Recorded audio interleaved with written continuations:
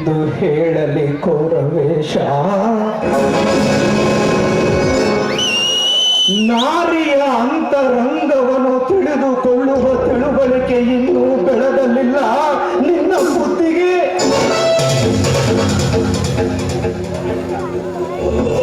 ಅರಳದ ಹೂವಿನ ಹುಟ್ಟಿಗಳು ಮೌನದಲ್ಲಿ ನರಳುವ ನಿಸರ್ಗದಂತೆ ನರಳುತ್ತಿದೆ. ಪುಣ್ಯ ಮೂಕತನದಲ್ಲಿ ನಿನ್ನ ಹೆಂಡತಿ ಭಾನುಮತಿಯ ಶೀಲದ ಹೊಟ್ಟೆಯಲ್ಲಿ ನಿನ್ನಂಬಿಗಿದ್ದ ಆ ಗಂಧರ್ವನ ಕೋಡಗಳ ಕಟ್ಟನ್ನು ಅಂದು ಬಿಚ್ಚುವುದಾಗಲಿಲ್ಲ ನಿನ್ನ ಹೆಂಡತಿಯ ಕೈಯಿಂದ. ನೋಡು ಕೋರವೇಶ, ಎಲ್ಲಿ ಕಾಮಿನಿಯ ಕಣ್ಣಲ್ಲಿ ಕಾಮ ಕುಣಿದಾಡುತ್ತಿರುವುದೋ ಅಲ್ಲಿ ನಾಚಿ ಬಾರಳು ಜಯಲಕ್ಷ್ಮಿ. ಎಲ್ಲಿ ಸ್ಥೈರತನ ಸುಳಿದಿರುವುದೋ ಅಲ್ಲಿ ದೊರಕದ ನಮಗೆ ಜಯ ಸರಿಯ ದೊರೆತನ. ದೇವಿಗೆಯ ಹೊಡೆಯಲ್ಲಿ ಹುದುಗಿದೆಯೇ ದೀನಹಾಗರ ಮುಂದೇನು ನನ್ನ ಸಾಹಸಕ್ಕೆ ಕಣ್ಣಾಗದು.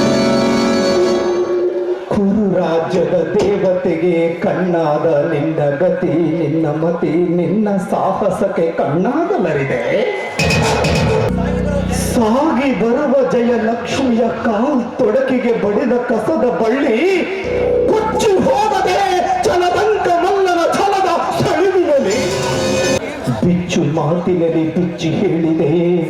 ಈವರೆಗೂ ನನ್ನ ಕರುಳಿನಲ್ಲಿ ಹುದುಗಿಕೊಂಡಿರುವ ವಿಷಯವನ್ನೆಲ್ಲ ಓ ನನ್ನ ಚಲದಂಕ ಮಲ್ಲ.